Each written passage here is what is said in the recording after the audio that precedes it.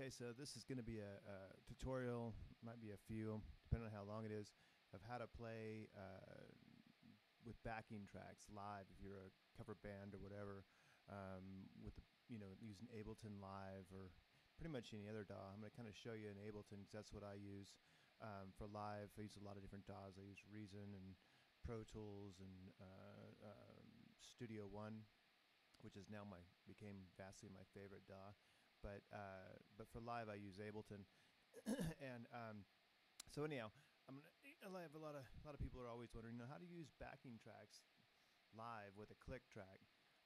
I'll show you some sound cards later that I use. I'm using a PreSonus Studio 1602, whatever, and you don't got to go that drastic. You want something with at least 3 outs, so you'd get 4 outs. My favorites are now PreSonus because their mic pre's are just incredible. But like you can get the PreSonus what's it, Fire Mobile. I don't know. I'll show it to you later. And that has 6 ins and 6 outs, which works great because if you want to send a feed, in your backing tracks to your sound guy, so you're not just going like stereo out for backing tracks. You could actually, that's how I have my stuff set up. So I'm going to show you how I have my stuff set up, where I can send like because we're a duo for this project. So like the bass and all that kind of stuff is recorded. And not using MIDI too much. I use MIDI on the click track, but most of the time I use audio files. So if you already have everything MIDI'd into a sequencer, with any of these DAWs like the Studio, Firewire Mobile, you can the PreSonus, has 6 ins and 6 outs, so you can hook up your sequencer and then put those in the inputs and actually just record the tracks right in to Ableton as audio tracks. And the reason I use audio tracks instead of MIDI, because then you don't have a bunch of you don't have MIDI slowing down. One, you don't have you're not using a bunch of plugins, which actually will cause your CPU to freak out and maybe glitch a little bit. So I just use audio files. And if you haven't programmed a bunch, and people are always wondering, where to get them at, you can go to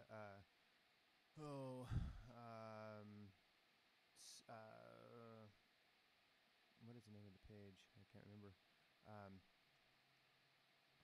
It's backingtracks.jetsetsound.com, which I'll have a link down at the bottom of the page down there too. And anyhow, and right here, with these, this is what I use because I don't want to have to. I don't even know what this is. I clicked on, but I don't want to have to do it all myself. So I just go here and then yeah, that was loud. Anyhow, you can see in here they have backing tracks. You can just mute them and then download them all individually. What I do is I actually click here and click have the click track intro, and that way I can it gives you a 4-bar count, and and then when I download the tracks, I have a click track. You see here, you'll have the click track. I'm not going to play it because it's too loud. And then it gives you all the separate tracks. And then what I do is I put them in another DAW, and I bring them in, and I have I actually just do the mix them myself, and then I do the bass track on one track, the drum track on another track, and that way if we actually play with the live drummer, I can mute it. The click track on another track using their audio. And then what I do is I actually do put a MIDI track in our other band stuff, and that's a click track. I use the MIDI track for click track, so I can change the tone for the drummers if he wants. And anyhow, so back to my tracks. I have bass track, I have a drum track, I have a percussion track, I have a key track, which is a keyboard. So pretty much all the keyboards I put on the same track. I just mix them and don't have to mess with it anymore, because really the sound guy is just going to mess with the bass, and then the keyboards are mainly for color, so as long as you have a pretty good mix in them, you're pretty good. At least that's how I feel about it. And then I have like I said, we're only 2 people in this band, so we have backing vocals because we don't have enough backing vocals to cover it. So I have a backing vocal track, I do have a lead vocal track that I put in there, and then I mute it live. The lead vocal track just so I can practice it on my own, or if we're playing with more musicians, I can send them over the full tracks and have them uh, practice with all the full tracks. And so in Ableton, if you're familiar with Ableton, you have this window. Of course, we can do it in clip mode, or you have basically like a DAW mode where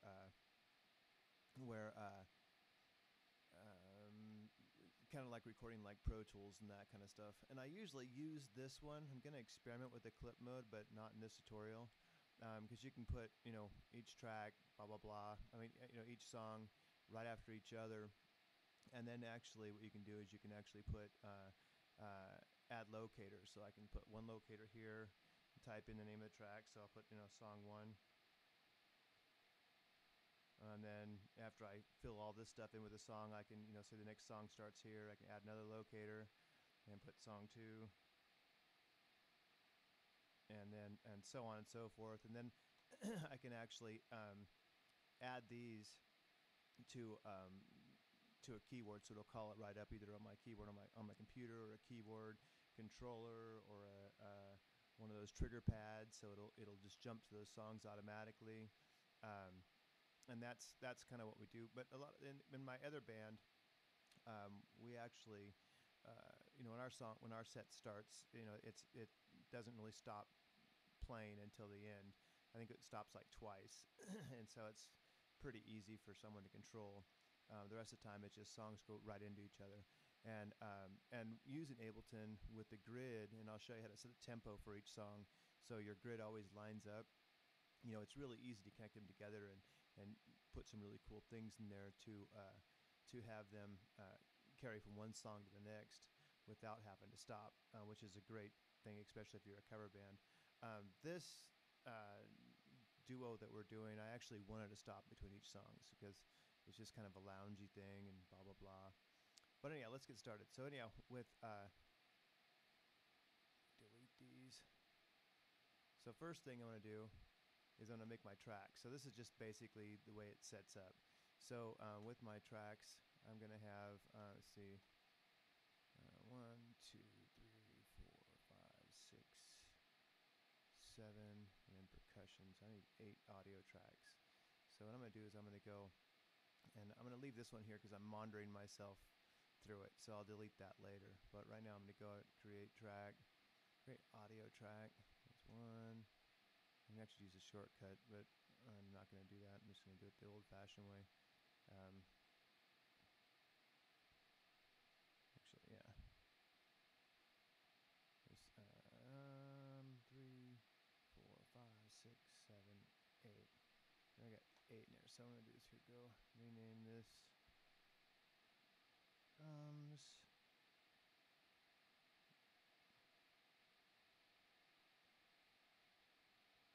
the world's worst speller, so if I get things wrong, just bear with it.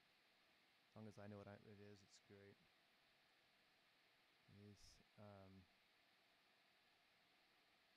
Another thing I do is I put the guitar track in there, just because that way if I have to go back and remember it, I can remember it, and then I can mute it out when we play live. Or if I need a second guitar, I can have that option. And then I'll show you how to automate them so they automatically mute out. And what's nice is after you get the tracks in here, you can mix it, and I'll show you how to do that too. So we have keys, and drums, bass, guitar, keys. I have 8 tracks. Backup vocals, and then the lead vocals for practice.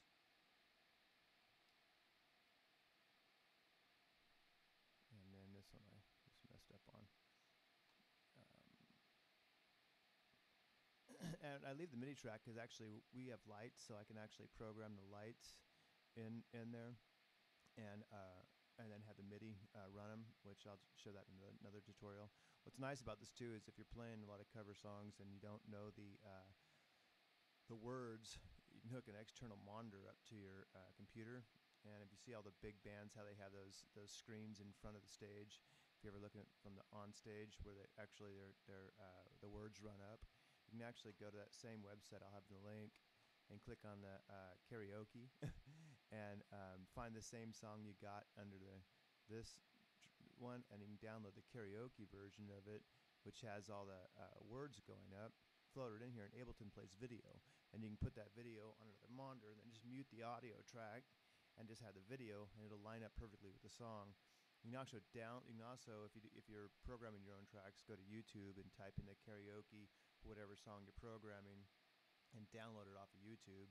And just Google YouTube downloaders, and you'll see how to do that. And then you can float those in and line them up on the song. And then when you're playing, the words will scroll up the screen. It's kind of cheating, but all the big bands do it, so why not? Anyhow, I'll show that in another tutorial too. So anyhow, the first song I'm going to float in is, just for this tutorial, is Purple Rain, that we've already had done. Let me get rid of this thing. It's going to make a big, loud... Sorry about that. Okay, so anyhow, first thing you're going to do is you want to go down to your master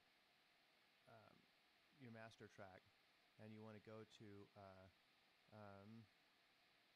where it says track volume, go down to song tempo. This is where you're going to draw in your tempo. And my tempo for Purple Rain is 60 BPM. So what I usually do is, right here it's already set to 60 to 220. So say if this wasn't, what I would do is I would actually, if this was set to 100, you'd see this thing go to 100. Well, what I would do is actually make that 60. And now it's 60. So now I can do is here, grab the pencil tool and go up here to the first part of it, and I can draw that 60 BPM for as long as I need to. That should be good. Let's find out. So I'm going to grab my drum track, and I'm going to pull it in onto my drum, and then you need to click on that and take off the warp, because otherwise it's going to warp it and mess everything up. And it's already at 60 BPM, and that little draw thing wasn't good enough, so I need to go down here and draw this out to there. So now this is all, the tempo here is all 60 BPM. So what I'm going to do is I'm going to take this and line it back up here to 1. And I'll show you another little thing too. Oops, that's not what I want. And then let's get the rest of my tracks in here. Keys are going to go onto the keyboard track. And take the warp off. I keep doing that. Bring that up here. And lead vocals. Going to go down here to the lead vocal track. Take the warp off. Backing vocals, backing vocal track.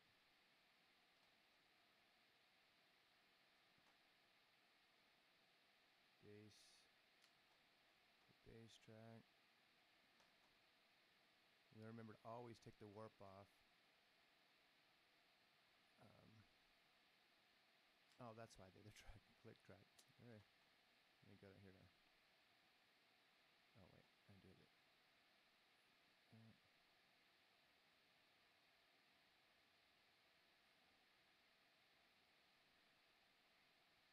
Now I'll show you later how to do that, make this a MIDI track. Right now we're just going to use the audio that I downloaded off that same company.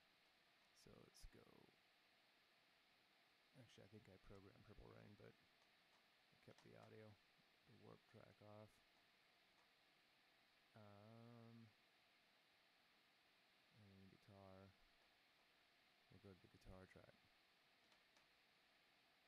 Now I don't have, on this one actually I don't have any percussion, but in the other songs I do, and I leave the percussion separate because if we play with a percussionist, I want to turn that percussion off. And if you can also do these stereo too. I do this just so I can send sends out to the sound guy, so that he has control over the bass, and if we do play something where I need a second guitar, he'll have control over that second guitar, and he'll also have control over the keyboard. So if the mix isn't right for a different room, he can actually adjust it, which is nice about choosing the PreSonus FireWire board is actually I can go right through my board and then give him an iPad, and he can control the whole board from the iPad. And same with the vocals and that kind of thing. But you don't necessarily have to do that. You'll mainly just want the click track on another track, so you can send that out a different send, so that drummer can have, you know, a click track. Now, if you notice, some of these didn't line up right, and that's Ableton does this sometimes. So what I do is I usually just back the tracks up to here.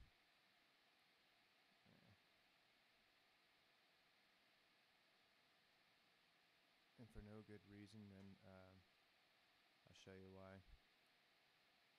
Sometimes it decides it's gonna, and what you do is you gotta go in here and turn off the grid, and then you pull these all the way out so it line up correctly. And put the grid back on. Bars.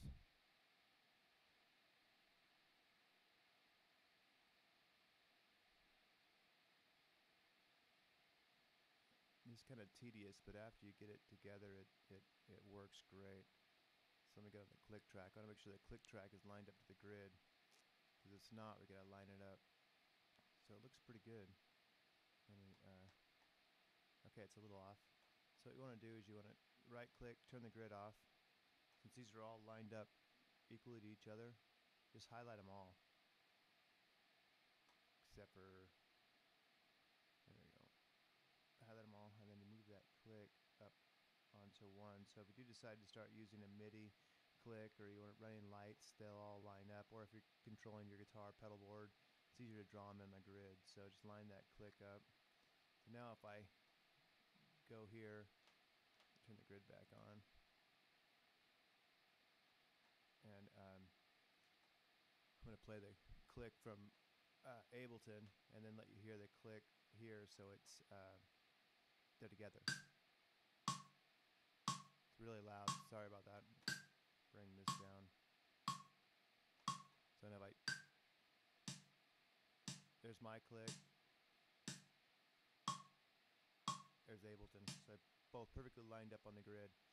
Now if we go up here and let's kill Ableton's click. I never meant to cause you any sorrow.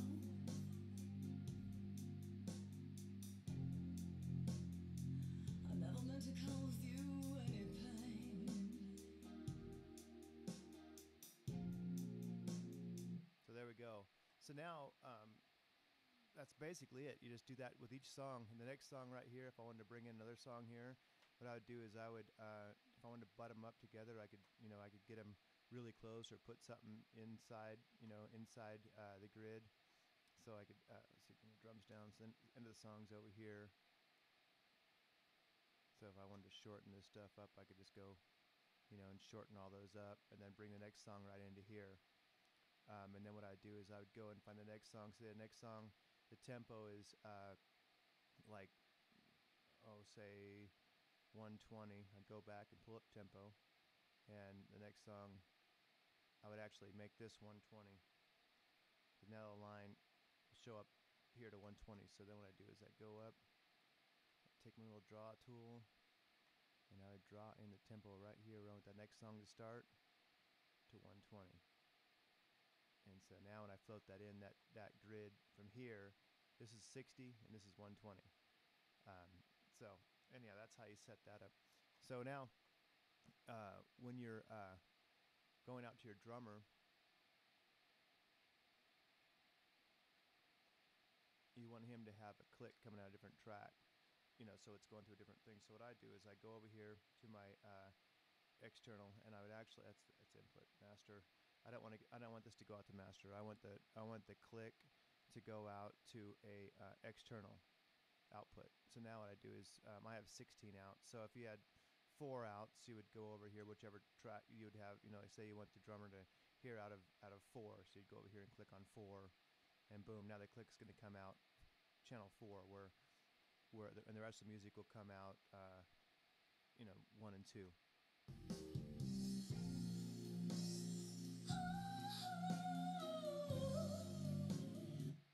See, so now he's got that click. It's coming in 4, so he has it in his monitors. It's not affecting the sound or whatever. Or if you're running like a studio, like a PreSonus, then what I do is I actually, like our PreSonus, I'll come over here, external out, the drums come out, let's see, drums are out,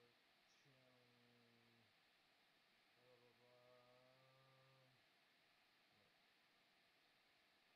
910, so I'd go 910 for drums, and bass, I'm just gonna mess around, so external, I'll put bass out, channel 7, you know, blah, blah, blah. That way that when they mix it, they can actually mix each channel from the mixing board, which is extremely cool. Now let me go back here and reset this back to internal, just so I can show you how to mix. So main, master, these are all just come out the master again. So let's say your drums are too loud for your mix. You don't really, I mean, you know, when you set up in your rehearsal studio and you got a PA, you know, you want to try it with some subwoofers, but what you do is you go over here to your to where it says, you know, drums or whatever track that is, and where it says none, you'd click on mixer, and that's speaker on and off, and you want to go to volume, and then with each track you just click on the whole wave file, and now you can move this little piece up and down. Now you can mix it. So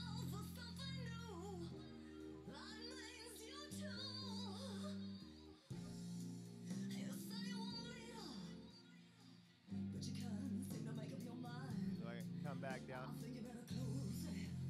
So I can come back here to vocals, and let me pull out her.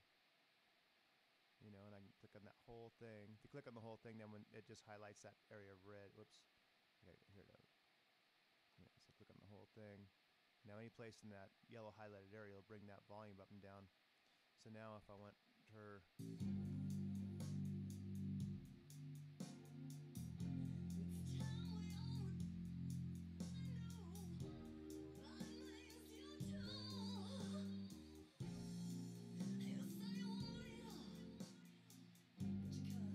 so that sounds pretty good.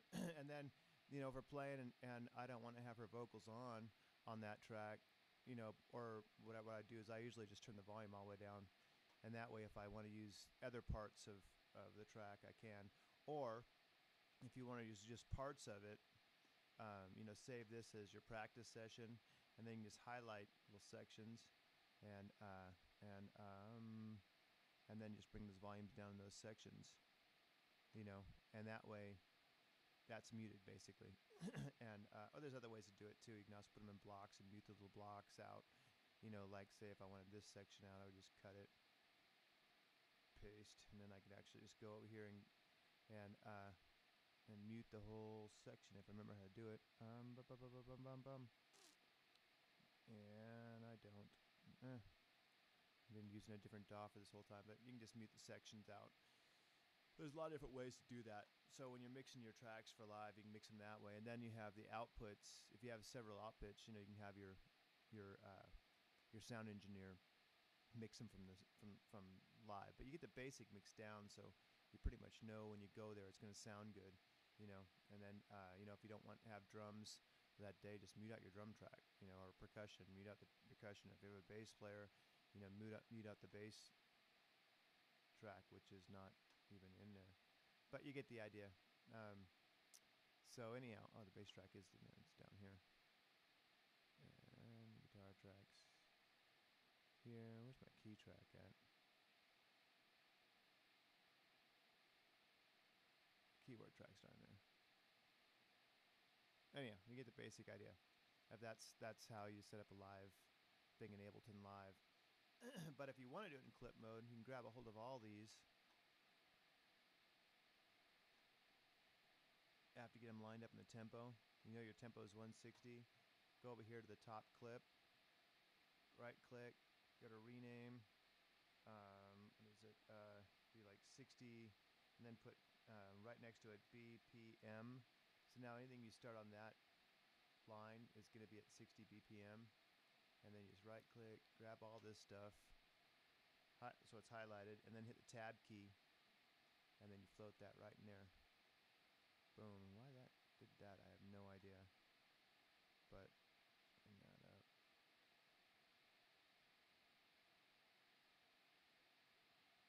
No, it's not on the right track.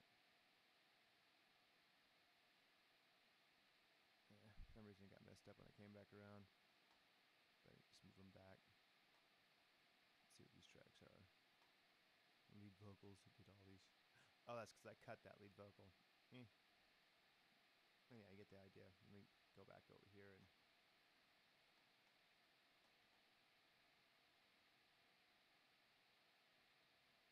there we go.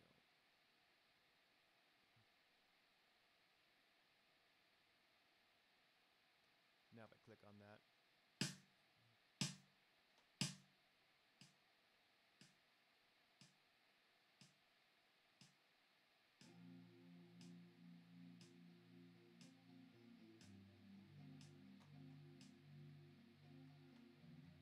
that's the click track. It's going out of.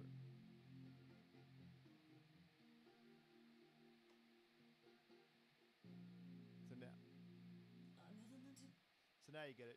But then you can just keep going down the thing. But anyhow, it's a quick tutorial. I'll have more on here as you go. If you have any questions, just put in a comment and I'll make tutorials for that.